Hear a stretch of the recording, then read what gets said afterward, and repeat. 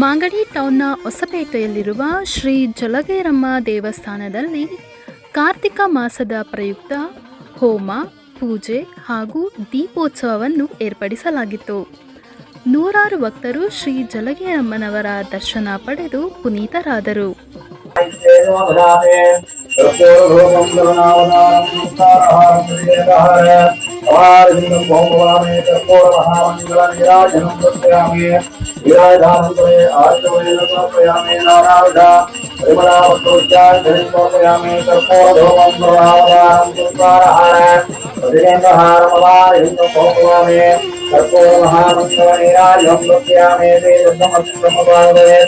जलगेरम्मतायि आशीर्वादेन देवाभ्यमः कर्पूर महामंगल नीराजनं प्रत्यामि सर्वेक्षणे महालक्ष्मीदेवाभ्यमो नमः वदवेलुभवया सर्वेक्षणा कर्पूर महामंगल नीराजनं प्रत्यामि.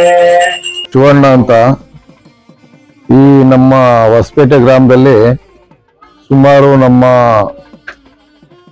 ಚಿಕ್ಕಪ್ಪರು ನಮ್ಮ ತಂದೆಯವ್ರ ಕಾಲದಿಂದನೂ ಇದು ಒಂದು 50 ವರ್ಷದಿಂದ ನಾವು ಇಲ್ಲಿ ಮಾಡ್ಕೊಂಡು ಹೋಗ್ತಾ ಇದ್ದೀವಿ.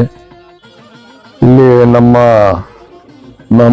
ಜಲಗೇರಮ್ಮ ಇಲ್ಲಿ ಇದಾಗಬೇಕು ಅಂತ ಅಂದ್ರೆ ನಮ್ಮ ಅತ್ತೆಯವರು ಒಬ್ಬಿದ್ರು ಮರಗಂಗಮ್ಮ ಅಂದ್ಬಿಟ್ಟು ಅವ್ರು ಕಾಲವಾದ್ರು. ಅವ್ರು ಕಾಲವಾದ ಮೇಲೆ ನಾವುಗಳು ನಮ್ಮ ಕುಟುಂಬದವರೆಲ್ಲ ಸೇರ್ಕೊಂಡು ಈಗ ನಮ್ಮ ಚಿಕ್ಕಪ್ಪ ದೊಡ್ಡಪ್ಪರ ಮಕ್ಕಳುಗಳು, ನಮ್ಮ ಮಾದೇಶ್ ಅವರು, ನಮ್ಮ ಪೊಲೀಸ್, ನಮ್ಮ ಗಂಗಾಧರ್ ಅವರು, ನಾವು ಎಲ್ಲ ಸೇರ್ಕೊಂಡು ಒಂದು 50 ವರ್ಷದಿಂದಲೂ ನಾವು ಈ ಕಾರ್ಯನ ನಡೆಸ್ಕೊಂಡ್ ಬರ್ತಾ ಇದ್ದೀವಿ. ಇವತ್ತು ನಮ್ಮ ಕಾರ್ತಿಕ್ ಮಾಸದ ರೈತವಾಗಿ ಹೋಮವನ್ನ ಮಾಡ್ತಾ ಇದ್ದೀವಿ. ಇವತ್ತು ನಾವು ಹಿಂಗೆ ಮುಂದೆ ನಡೆಸ್ಕೊಂಡು ಹೋಗ್ಬೇಕು ಅಂದ್ಬಿಟ್ಟು ಎಲ್ಲ ನಮ್ಮ ಕುಟುಂಬದ ವರ್ಗದವ್ರಿಗೆ, ನಮ್ಮ ಹೊಸಪೇಟೆ ಗ್ರಾಮಸ್ಥರು ಎಲ್ಲರ ಬಗ್ಗೆನೂ ನಾನು ಕೇಳ್ಕೊಂತ ಇದ್ದೀನಿ, ಇದೇ ರೀತಿ ನಡ್ಕೊಂಡು ಹೋಗ್ಬೇಕು. ಯಾಕೆಂದ್ರೆ ಹಿಂದೆ ನಮಗೆ ರೇವಣ್ಣವರು, HM ರೇವಣ್ಣವರು ಸಹ ಇದಕ್ಕೆ ನಮಗೆ ಬೆಂಬಲ ಕೊಟ್ಟವ್ರೆ. ಈ ಕಡೆ ನಮ್ಮ ಬಾಲಕೃಷ್ಣ ಅವರು ನಮಗೆ ಬೆಂಬಲ ಕೊಟ್ಟವ್ರೆ ಈ ದೇವ್ರು ಮಾಡೋದಕ್ಕೋಸ್ಕರವಾಗಿ.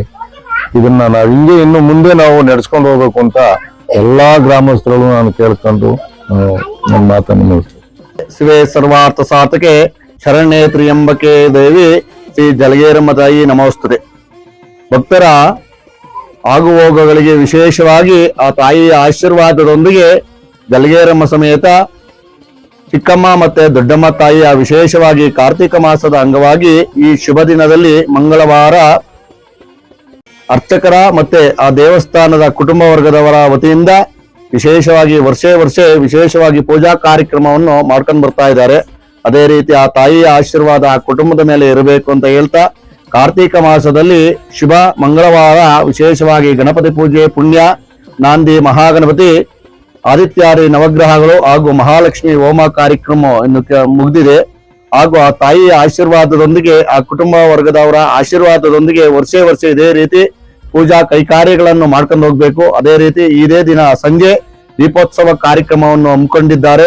ಭಕ್ತಾದಿಗಳು ಆ ತಾಯಿಯ ಕೃಪಾಶೀರ್ವಾದಕ್ಕೆ ಭಾಗಿಯಾಗಬೇಕು. ಅದು ಅಲ್ಲದೆ ವಿಶೇಷವಾಗಿ ಅನಾದಿ ಕಾಲದಿಂದ ಅಂದ್ರೆ ನಮ್ಮ ತಂದೆಯವರ ಕಾಲದಿಂದನೂ ಈ ಪೂಜಾ ಕಾರ್ಯಕ್ರಮವನ್ನು ಮಾಡ್ಕೊಂಡು ಬರ್ತಾ ಇದೀವಿ. ಇವತ್ತು ಈ ಸುದಿನದಕ್ಕೆ ವಿಶೇಷವಾಗಿ ಆ ಗ್ರಾಮದವರು ಮತ್ತೆ ಈ ದೇವಸ್ಥಾನದ ಅರ್ಚಕರ ವತಿಯಿಂದ ಪೂಜಾ ಕಾರ್ಯಕ್ರಮವನ್ನು ಹಮ್ಮಿಕೊಂಡಿದ್ದಾರೆ. ಆ ಕುಟುಂಬಕ್ಕೆ, ಆ ಮಕ್ಕಳಿಗೆ ವಿದ್ಯಾಭಿವೃದ್ಧಿಯನ್ನು ಕೊಟ್ಟು ಕರುಣಿಸಲಿ, ಹಾಗೂ ಈ ತಾಯಿ ಆಶೀರ್ವಾದದೊಂದಿಗೆ ಸೌಭಾಗ್ಯ ಸುಮಂಗಲವನ್ನು ಕೊಟ್ಟು ಕಾಪಾಡಲಿ, ವಿವಾಹಾದಿ ಕಲ್ಯಾಣಾದಿ ಸಂತಾನ ಪ್ರದವನ್ನು ಕೊಟ್ಟು ಕಾಪಾಡಲಿ. ವಿಶೇಷವಾಗಿ ಆರೋಗ್ಯಕ್ಕೆ ಅಧಿಪತಿಯಾಗಿರುವಂತಹ ಆ ತಾಯಿ ಸದಾಕಾಲ ಅವರ ಕುಟುಂಬದ ಮೇಲೆಲ್ಲ ಇರಲಿ ಅಂತ ಹೇಳ್ತಾ ನನ್ನ 2 ಮಾತನ್ನು ಮುಗಿಸ್ತೀನಿ.